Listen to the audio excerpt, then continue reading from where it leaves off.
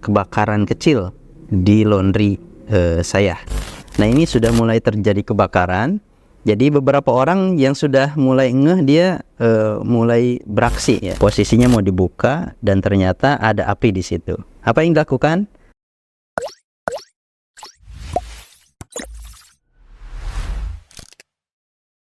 Dulu saya pernah mengalami sebuah insiden, walaupun kecil, karena segera untuk bisa diantisipasi, yaitu kondisi kebakaran kecil di laundry saya. Tapi itu dengan cepat kemudian kita atasi, tentunya dengan beberapa teknik.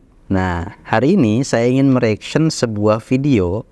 Yang video ini sebetulnya sudah saya dapati dari 2 tahun lalu, dan ini nggak tahu sih saya kejadiannya di mana, tapi setidaknya kita mau belajar nih dari sebuah cuplikan video yang memang apa yang harus dilakukan oleh kita para pengusaha laundry atau orang-orang yang bergelut dalam laundry.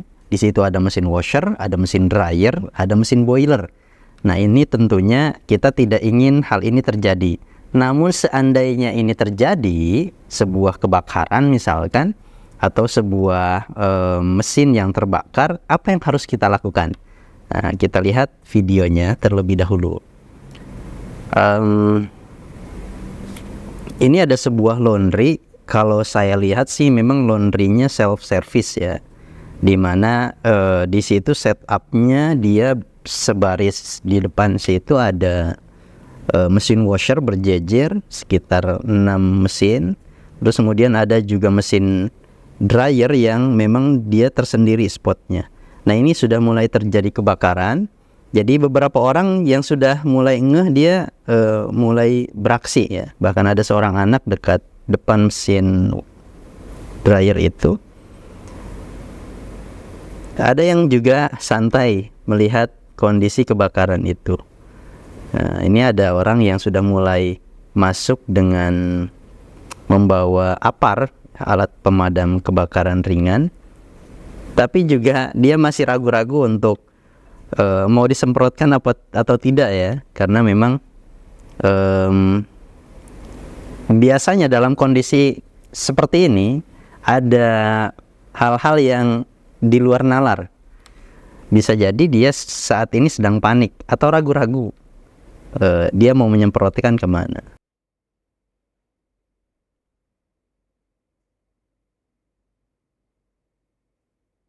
Nah, itu ada yang mungkin mengecek ke belakang.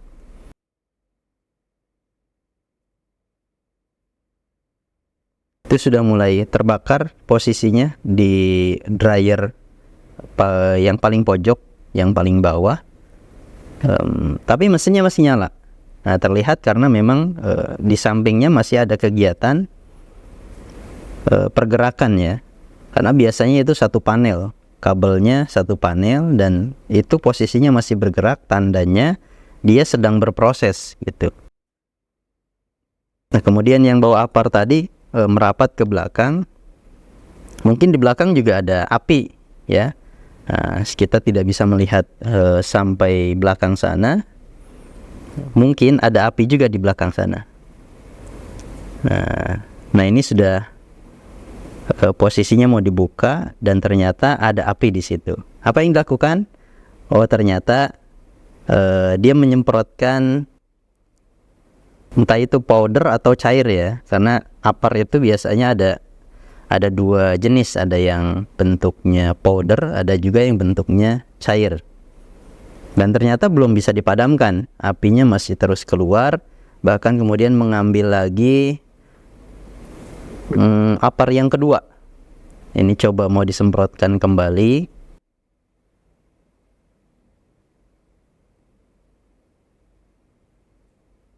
Ya, disemprotkan kembali.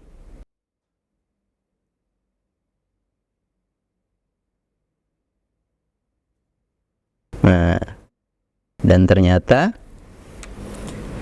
setelah disemprotkan pun sampai habis APARnya, itu ternyata belum juga selesai. Nah, dari cuplikan ini kita bisa mengambil sebuah sikap Apa yang harus dilakukan pada saat ada terjadi sebuah kebakaran? Yang pertama yang harus dipersiapkan adalah mental. Nah, ini penting karena biasanya apalagi perempuan atau ibu-ibu ya, mendengar suara yang aneh atau dengan kejutan, baik itu uap yang keluar atau api yang menyala, nah, biasanya panik. Nah, dalam kondisi panik ini sesuatu yang realistis atau mungkin mestinya sih bisa dipadamkan kalau kitanya tidak panik ya. Karena saya juga pernah mengalami dalam posisi di mana saat itu saya punya APAR, tapi APAR itu nggak digunakan. Malah saya ambil cara koboi, ya walaupun tetap mati ya. Saya instruksikan karyawan saya untuk ambil handuk yang dibasahi dan kemudian saya tutup gas atau api yang keluar dari gas yang bocor itu. Nah, ini menjadi satu hal penting di mana kepanikan itu menjadikan kita tidak bisa berpikir jernih dan tidak bisa menentukan sikap mau apa nih yang diduluin atau bagaimana nih caranya. Nah, itu semuanya biasanya akan buyar manakala kita dalam kondisi panik. Nah, maka dalam posisi itu yang harus dilakukan adalah hilangkan kepanikan. Yang kedua, cek sumber apinya. Sumber apinya ada di mana? Biasanya di dua. Kalau tidak dari listrik, itu dari gas. Maka lepaskan selang gasnya atau regulator gasnya. Yang pertama, yang kedua, matikan panel listriknya. Ya, bisa sentral panel dari sentralnya atau misalkan jalur itu saja. Jadi dua ini harus dimatikan sebelum melakukan sesuatu. Ya. Jadi yang pertama tadi jangan panik. Yang kedua, matikan sumber api, baik itu kelistrikan maupun gas. Dan yang ketiga, bagaimana seandainya ternyata sudah ada api tuh? Maka kalau kita punya APAR, alat pemadam api ringan, kita gunakan alat pemadam itu. Nah, kalau tadi kita lihat di video, mungkin dia nggak fokus aja tuh. Jadi posisinya agak terlalu jauh, jadi posisi itunya tidak fokus pada sumber atau titik apinya. Di samping juga kalau dilihat tadi prosesnya sebetulnya masih muter ya, sehingga itu sebetulnya dia masih dalam kondisi ada listriknya gitu ya, dan bisa jadi sebesar apapun APAR yang kita gunakan, kalau gasnya masih tetap nyala ya apinya akan tetap terus nyala gitu ya. Jadi listriknya nyala, gasnya masih keluar, ya apinya juga akan nyala kembali. Dan seandainya pahit-pahitnya kita tidak punya APAR nih, teman-teman bisa lakukan dengan cara yang sederhana. Misalkan ambil handuk, terus kemudian dibasahi dan ambil ya dan tutup bagian yang memang terkena api tadi.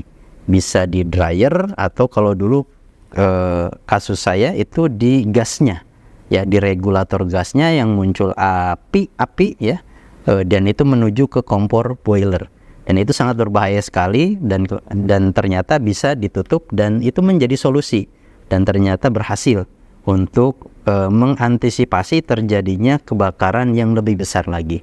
Nah, ini semuanya jadi belajar dari sebuah video yang mungkin ini videonya dari mana, tapi saya dapati dari 2021 kalau tidak salah video ini.